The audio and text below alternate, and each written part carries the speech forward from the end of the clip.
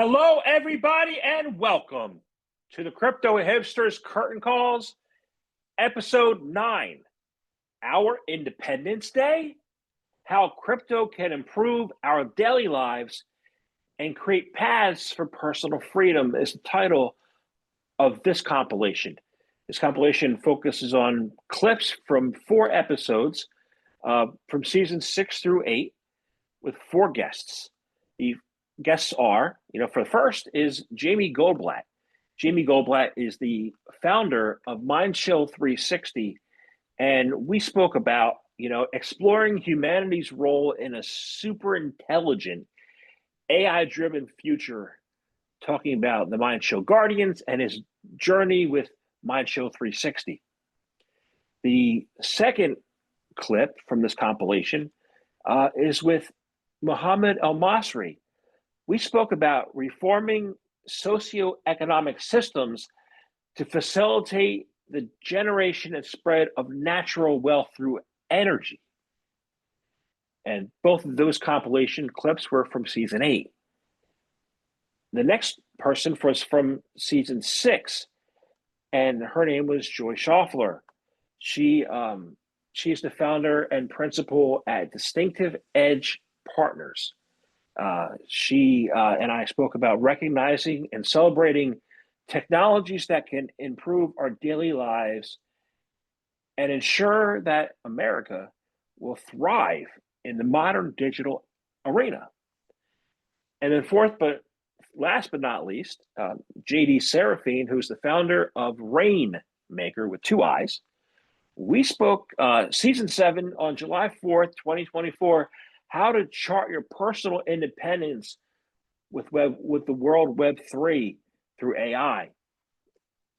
And so these founders, and Mohamed is a managing partner at Hodler, and Jamie, Mindchill 360, and we spoke about this concept of developing our own personal independence, self-sovereignty, and personal freedom. That makes a difference when it comes to blockchain for social impact, and you don't really hear too much about, but it's still very well alive, as one of the features and promises of blockchain and decentralization. My podcast episodes are available on Apple and Spotify, and these all become books along the line. Crypto Hipsters Curtain Calls will become a series of books. And I'm doing something a little different as far as my books this year. Instead of starting out with this couple intro paragraphs, in addition to the interviews, I'm doing an interview with myself and putting that at the beginning of each book, and to introduce the founders and the wonderful people who I have in the book. Check that out. It's a new feature. Anyway, enjoy this compilation clip, and I'll see you at the end. Your projects face mockery, ridicule, FUD over the years from critics, right? Yeah. Why are those critics wrong, and how can other projects like yours, like maybe mine, who are facing unjust criticism, persevere and go through adversity successfully? That's a really, really good question. Which is ironic actually, because yesterday I had that same problem. It was the head of cognitive science at Goldsmith or something, who said that who commented on my LinkedIn post about what I was doing, saying that my art has no value because it's to a gallery or anything, because it has no value, which I thought was interesting. And then another person, what was it? Today said, I don't know why you think you're important. What was it? I don't know why you think you're important or have any insight at all, smiley face. And laughing. And then you've got people in the Guardian group sometimes who, while I'm being transparent the whole time without being able to tell them, but the full things of what we're doing, anytime I would post things there or whatever, I would get mocked. And I faced it head on. Because let me tell you something about critics, Jamil. They only attack what they don't understand or what threatens them, right?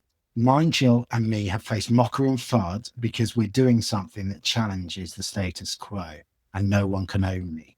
When you're truly innovating, and I genuinely believe this, the ridicule is a massive sign that you're on the right track. The critics are wrong for one immense simple reason. They're looking at today's problems and today's thing, while we are building solutions for tomorrow's world. I mean, how do you persevere? First, you need absolute flipping conviction in your own ultimate vision and mission. I mean, it doesn't mean you can't evolve, but I've found the mission and meaning stay the same. Very important, actually. When I was 10, I went to the Salvador Dali Museum, and it changed my life forever in America. Because what I noticed was the thousands of sketches that he did before the final piece, and most of it didn't even end up in the final piece. But the final piece wouldn't be what it was without all those masses of sketches. And so what thrilled me and interested me was the sketches. If you surround yourself with believers who see what you see, and it's very difficult when you step out of it, because it's only when it starts to get popular that people start, coming back and whatever. But genuinely, the Guardian community didn't just help build Mind Chill; they kept me going when the flop was at its worst. They were my guardian angels, and that's real human connection. And that's fundamentally where I learned that the real value of Mind Chill is the guardians and the humans behind them. And that led to everything. And so I don't use criticism as fuel because I don't let it affect me, because one person will tell me I'm a visionary, and then the next day they'll tell me, another person will tell me that I'm an idiot. It's nothing. So you can't take, what you've got to take both of them in a kind of neutral way. But I genuinely believe the projects and people in life that will survive and thrive are the ones with are the ones without the most funding. But they're the ones solving real problems with unshakable purpose. And when I'm in unshakable purpose, get out of my way, keep up, because we need to make this happen. And that's my biggest thing to say to everyone, anyone out there. And one of the most important things as well, as I've documented this journey on Telegram and Discord, is that that's my digital history. That's my art. That's my art as well. But it's going to show AGI that resilience amidst adversity is what humans do best. Your solution, and I'm looking at sub-Saharan Africa, how would your solution apply to the countries of sub-Saharan Africa, and how would they be able to get it and be helped, in this 2030 Africa Energy Initiative? Yeah, see, I won't say this is our solution, because I wouldn't be doing justice to many of our peers in the industry, right? This is a solution that was developed over time by the industry, and we were just fortunate enough to be part of that growth and apply this early on and pioneer it in our own way. And I see this. However, we adopted on top of this whole thing, the infrastructure side, the platform, Permian Chain, where we created a distributed energy market, right? Global distributed energy market for compute, right? And compute means Bitcoin mining, AI, whatever the case may be, that compute that can be remote, compute that can be on the edge, compute that doesn't require 100% 24/7, 365 runtime. So we made a market for this energy that is idle, that is underutilized, that is wasted, that is stranded, in a sector that is looking for it, in a sector that needs it. Currently, even though we're not a very large company or platform yet, we have no shortage of demand for power. We work with some of the largest Bitcoin mining companies in the world. We're working with sizable AI end users, whether it's research and development labs, whether it's universities, etc., that have a need for this energy source. So imagine that today, if you're a hydro dam that's shut in Tanzania, or whether you're a natural gas site that's a non-core area for some of the large producers. So that site is abandoned in somewhere in Africa or anywhere else in the world. You can't make a market for this gas unless you built the infrastructure. Well, we bring the market to you, right, on site, where you can sell gas, you can sell power, you can sell energy on site, and it'll be consumed where it is being produced. You no longer have to transport this energy through expensive transportation lines that may or may not even be built due to geopolitical reasons. And you'll never be able to monetize this resource, and that community in that area is forever energy poor.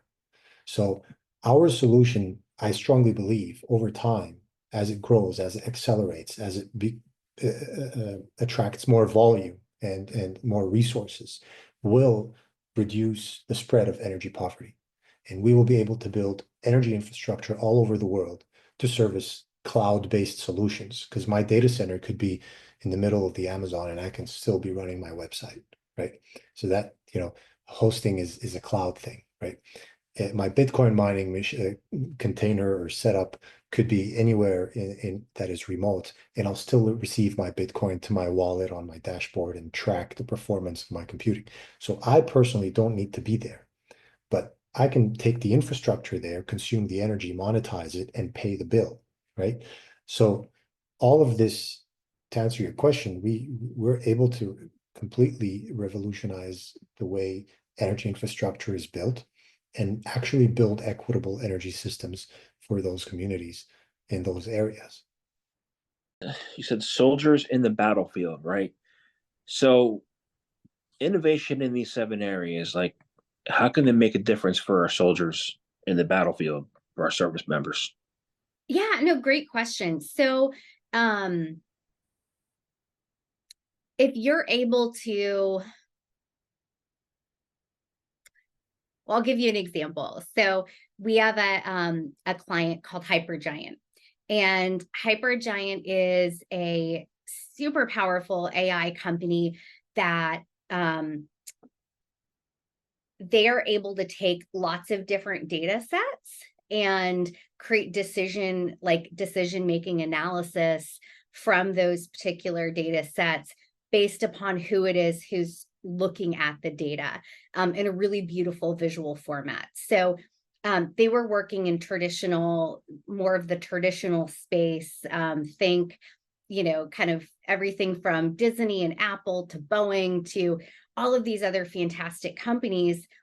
They applied for something called an SBIR, which is a grant, a non-dilutive capital grant, basically to go out and build a technology, a prototype or technology, or begin an implementation of something that can be used within the federal government or Department of Defense or whatever. So they got this SBIR, they built the technology, and the Air Force was so happy with the implementation of the technology that they were just awarded a $61 million contract, which was significantly more than, like a lot of the commercial clients. To get a $61 million contract is really, really hard for a younger AI company, right? But those are the opportunities within the federal sector. So how their technology helps on the battlefield, as an example, is if you think about the ability to take predictive analysis and take all the data and understand, like, what is this showing me, right? Like, what is the increase of blood donations in China have to do with the preparation of a Taiwanese invasion, right? Like all of these inputs of different data that are fed into those predictive analysis models that then allow you to gain insights of like, hey, the last time this happened, here was the results, right? So it's taking all of these different factors, all these different data points. Hey, so there was massive increases in blood donation. We're seeing increases in manufacturing over here. We're seeing this, we're seeing that. All of it's fed into a different, into a data engine that helps you then create insights that enable you to make better decisions, prepare, and put yourself in a position where you're able to save lives, because you're preparing and maybe not going here but going there instead, right? So there's all kinds of different things that it can take into account.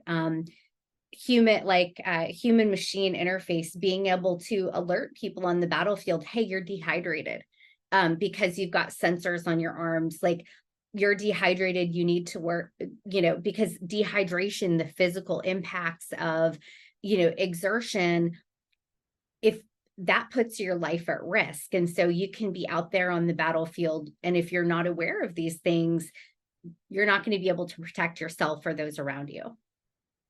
What is ethical AI development, and how is that achieved? Because you could have many actors of many different backgrounds, and some of them might be on the up and up. I mean, look, when you talk about AI and ethics, I mean, there's a lot of rabbit holes there that go down. We could go a lot of directions with that.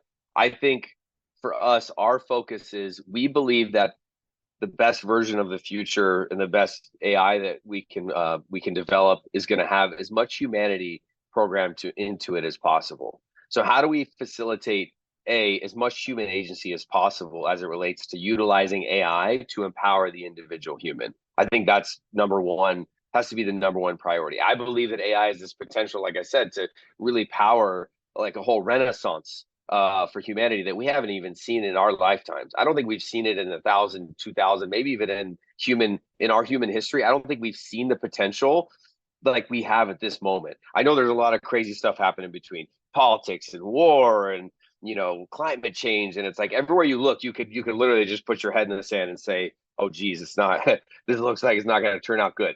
I unfortunately, or fortunately, I carry the energy that we are going to turn this thing around, and we are going to use AI as a key piece or a key tool that's going to empower the individual human to be able to level up their game and what they're contributing. And I think everything that we're engineering at Raiinmaker specifically, I can't speak to what OpenAI is doing or Apple's doing or Gemini, because it's not, I have zero control over that, and neither do you. What we can look at is who are the companies that are working with the right ethical stance and the right approach to build AI technologies and systems, or utilize AI as a tool rather inside of the technologies and systems and products they're developing to empower the individual human, to basically program AI with more humanity, so that we don't have like the Terminator 2 Skynet, it's going to blow us up. And because I think that's a real thing. It's like, wait, like at some point we know that it will be so advanced that its ability to do process certain things is going to exceed humanity's. It already is, right? That's not even a question of if that will be the case. The question is, can we program it with enough humanity so that hopefully the best of what we have, meaning like that the ability to have love and empathy and things that I think separate us from other types of mammals on this planet. Not that none have it, but I think what are those things that the best of humanity? How can we program it with that? Number one, and number two, how can we leverage it as a tool to empower humanity going forward? I mean, to me, that's the most important thing. I can't speak to what Sam Altman's going to do, or what Elon or Bezos or these guys are going to do. I think generally, I don't think they're evil guys. I mean, I think whenever you get into raising a lot of capital and doing playing the game at the level they are, I think there becomes a lot of different factors that start to influence decisions. And for us, we have the advantage to say, look, our North Star is literally like, how do we create a golden age for humanity? How do we build AI so that it actually is helping to empower that outcome, and everything else is secondary? Like to us, like, look, if I want to just be, and I know you were on Wall Street for, a good amount of your career, just in terms of reading your background, it's like, if we wanted to just make money, we'd just be on Wall Street, right? Because that's what they do there. They just focus on making money. but we're actually here because we're interested to be pioneers, like building the new world. It's already being built. It's not a question of like, is this world going to be built or not? It's like, no, it's already happening. We're already there. We're already standing in that new world. Now we can look over in the old world and we can see that it's crumbling and collapsing and there's chaos and there's war. And then we can look forward and say, look, the good news is that we're building a better world. We actually already are. The question is, can we build it fast enough so that as that world collapses, we already have the new world that we can move people into and say, look, there's a new dimension of reality that you can exist in right now today. You can move into it right now. That's to me like the focus. Well, ladies and gentlemen, this has been episode 9 of the Crypto Hipsters Curtain Calls. I hope you enjoyed the episode. It can be listened to on Spotify, Apple, YouTube, iHeartRadio, anywhere you listen to your favorite podcasts. Have a look. And when the book comes out, if you like this episode, you can find the books on Amazon.com. And let me know your thoughts, what you think.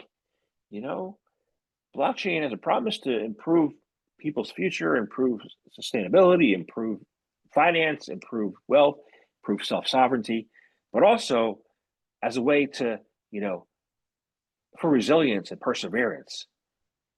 Those are key hallmarks of any skill people should have.